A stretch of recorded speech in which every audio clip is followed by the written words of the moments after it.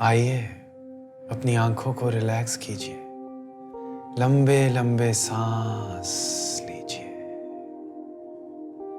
पहली चुटकी पे वीडियो को लाइक कीजिए और दूसरी पे कमेंट कीजिए। जो हिप्नोटाइज नहीं भी हुआ उसने भी कमेंट मार दिया, नीचे स्क्रॉल करके देख सकते हो। अब सवाल तो ये कि क्या कमेंट करने वाले का माइंड कंट्रोल हुआ? कमेंट तो आया और मैंने हार्ट भी कर दिया। कल तक मैं टॉप लाइक कमेंट को पिन भी कर दूंगा।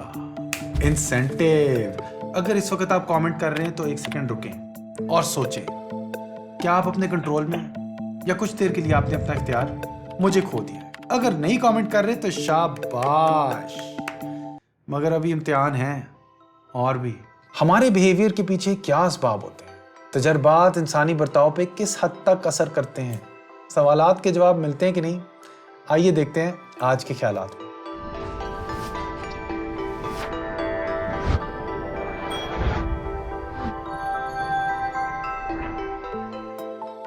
असल हिप्नोटाइज करने वाले यानी कि हिप्नोटिस्ट आपकी या अपने मजमून की कैफियत में तब्दीली लाकर उनके लाशऊर तक पहुंच जाते हैं। हिप्नोसिस की मदहोशी में इंसान अपने आप को भूल सा जाता है और एक रजामंदी की कैफियत, एक सजेस्टेबल स्टेट पे पहुंच जाता है।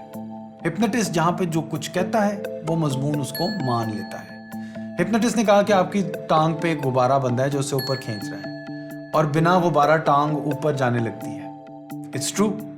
हर आबादी में 10 से 15% ऐसे लोग होते हैं जिनके इस प्रोसेस के जरिए ईमान, ख्यालात और एहसासात तब्दील किए जा सकते हैं। inkfactory.pk पे हमने मूरू की ऑफिशियल मैच लॉन्च कर दी। अगर टाइम मिला तो चेक इट आउट।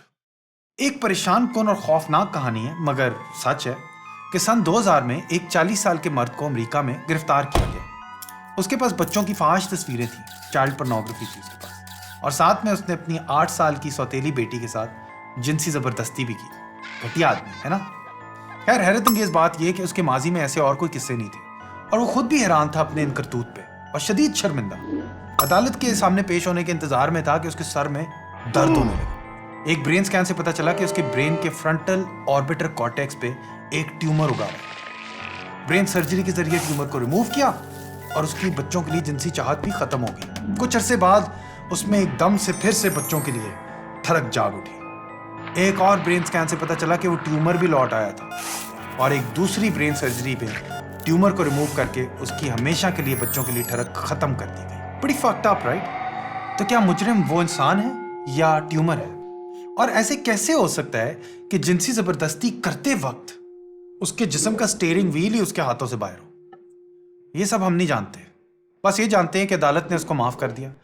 क्या सौतेली बेटी उसको माफ कर पाएगी?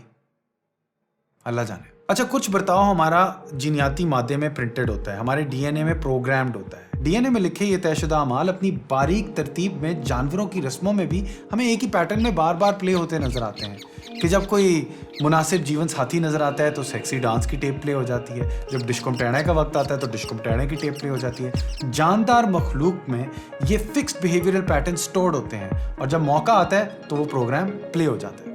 एक कुत्ते के सामने अगर खाना रखो तो उसकी रालें टपकने लगती हैं। कभी नोट किया होगा आपने। अगर खाना रखते वक्त साथ में एक घंटी बजाई जाए तो कुछ देर बाद सिर्फ घंटी बजाने से ही उसकी रालें टपकने लगती हैं, सामने लजीज खाना हो या ना हो। इसे क्लासिकल कंडीशनिंग कहते हैं, यानी कि एक अनकंडीशन रिस्पॉन्स रालों के टपकने को एक कंडीशन स्टिमुलस घंटी के बजने से मुंसलिक कर देना। ये सिर्फ कुत्तों के मामले में ही नहीं है, इंसानों का भी यही एक बुनियादी सीखने का तरीका है। रूसी साइंसदान आइवन पावलोव ने इस हक को दरियाफ्त करके नफ्सियात की साइंस का रुख ख्याली पुलाव से मादी पुलाव की तरफ किया, यानी कि हमें दिमाग में घुस के बर्ताव की वजूहात जानने की जगह मादी मुशाहिदे के जरिए बर्ताव को समझने का एक जरिया मिला। इसी प्रोसेस के जरिए एक बच्चे को एक सफ़ेद चूहे से डरना सिखाया। चूहा दिखाते वक्त ऊंची खौफनाक आवाज़ बार बार सुनाता। पुरानी बात है, खुदा का खौफ करो।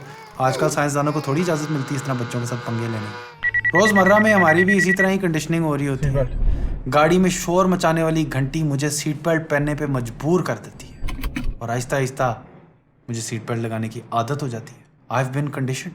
थ्योरी ये है कि हमारा बर्ताव उसके निकलने वाले नतीजे की बिना पर तब्दील होता रहता है। हमारा बिहेवियर इवॉल्व करता जाता है। यानी कि अगर आपकी अम्मी आपको रात को लेट वीडियो गेम्स खेलने पर डांटती हैं तो आप खेलने से गुरेज करेंगे। अगर आपको अच्छे नंबर लाने पे दाद मिलती है तो आप और भी अच्छे नंबर लाने की कोशिश करेंगे।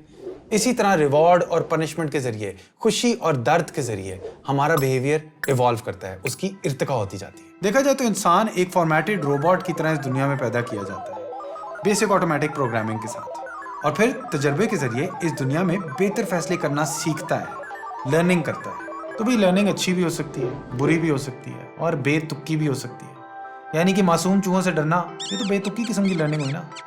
एक तरफ तो हमारा बर्ताव हमारे जन्म से पहले उन सब तजर्बात का नतीजा है जो हमारे स्पीशीज पे गुजरे, फिर वो बर्ताव जो हमारे माहौल ने हम पे छापे, जैसे कि आवाज़ प्स प्स प्स प्स प्स, इसका पेशाब से कोई ताल्लुक नहीं है, मगर बचपन में अम्मी ने ऐसी कंडीशनिंग की कि सुनते साथ ही मुंह आ जाता था। ये भी कंट्रोल कर लिया मैंने। आप जितना मर्जी प्स प्स प्स कर लें, मैं इधर ही बैठा हूँ, कोई मसला नहीं है। ये है इंसान की कमाल बात कि उसे समझने की भी सलाहियत दी गई है और साथ में अपनी तारें खुद रिवायर करने की भी सलाहियत दी गई है। अब ज़रा मुझे भी कोई वेल फंक्शन चल रहे हैं, रिपेयर की ज़रूरत है, तो मैं रिपेयर होके वापस आता हूँ। फिर मिलते हैं। Move out.